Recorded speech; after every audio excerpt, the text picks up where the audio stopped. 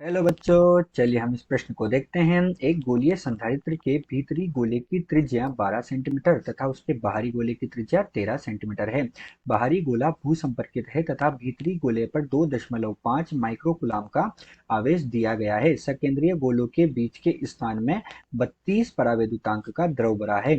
संधारित्र की धारिता ज्ञात कीजिए। तो चलिए बच्चों, हम सर्वप्रथम इस प्रश्न की मुख्य अवधारणा पर चर्चा करते हैं। और उसके लिए हम यहाँ पर क्या लिखने जा रहे हैं बच्चों? यहाँ पर हम लिखने जा रहे हैं मुख्य अवधारणा। क्या लिख रहे हैं बच्चों? यहाँ पर हम लिखने जा रहे हैं मुख्य अवधारणा। तो इस प्रश्न की जो मुख्य अवधारणा है उसमें हम क्या कर रहे हैं, एक सकेंद्रीय गोलों की बात कर रहे हैं।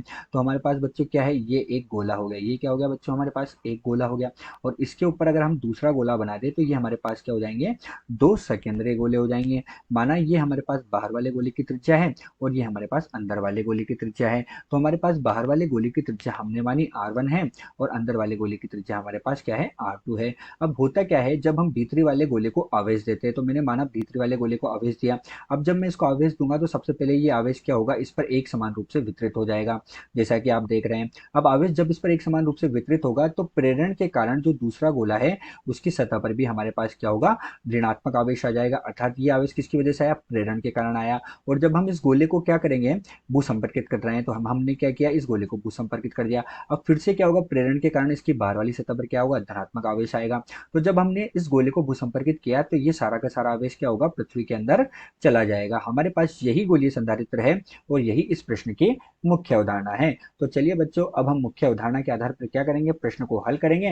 लेकिन उससे पहले हम देखेंगे कि हमें प्रश्न में क्या क्या दिया हुआ है। तो बच्चों, हमें प्रश्न में दिया है, हम सब क्या लिखेंगे बच्चों, हमें प्रश्न में जो जो दिया हुआ है उन सबको लिखेंगे। तो हमें प्रश्न में दिया है त्रिज्या का मान R1 बराबर हमें दी 13 सेंटीमीटर और R2 बराबर हमें कितनी दी हुई है बच्चों, R2 हमारे पास है 12 सेंटीमीटर के बराबर इन्होंने दी है। तो R2 जब 13 सेंटीमीटर दी, इसका मतलब होता है 0.13 मीटर के बराबर हो गई। और ये हमारे पास कितनी हो गई, 0.12 मीटर के बराबर हो गई। ठीक है, इसके साथ ही इन्होंने हमें आवेश का मान दिया। तो आवेश का मान हमारे पास कितना हो गया, 2 × 10⁻⁶ यानी 2.5 गुणे 10⁻⁶ कूलाम के बराबर होगा। साथ ही हमारे पास जो परावैद्युतांक है कि उसका मान दिया गया है कितना, 32 दिया गया है। तो चलिए बच्चों, अब हम मुख्य अवधारणा के आधार पर क्या करते हैं, प्रश्न को हल करते हैं। तो अब हम यहाँ पर लिखने जा रहे हैं प्रश्न का हल। और हल में हम देखते हैं कि कोई भी जो गोलीय संधारित्र होता है उसकी धारिता का सूत्र होता है 4 गुणा पाई गुणा एप्सिलॉन नॉट हमारे पास होता है, R1 गुणा R2 होता है। बटे में हमारे पास क्या होता है बच्चों, बटे में हमारे पास होता है R1 ऋण R2। और हम किससे गुणा कर देते हैं, इसको हम K परावैद्युतांक से गुणा कर देते हैं। इन सबका मान हमारे पास दिया हुआ है, जहाँ K हमारे पास क्या हो गया बच्चों, K हमारे पास हो जाता है परावैद्युतांक। K क्या है बच्चों, K हमारे पास है परावैद्युतांक। तो K परावैद्युतांक हो गया। इन सबके मान हम रखेंगे तो C बराबर हमारे पास कितना हो जाएगा, 4 गुणा 3.14। हमारे पास एप्सिलॉन नोट का मान हमारे पास फिक्स होता है 8.85 गुणे कितना होता है बच्चों, 10⁻⁻12। ये हमारे पास हो गया। R1 R2 का मान हमारे पास कितना है, पॉइंट हमारे पास मतलब 0.13 गुणे 0.12।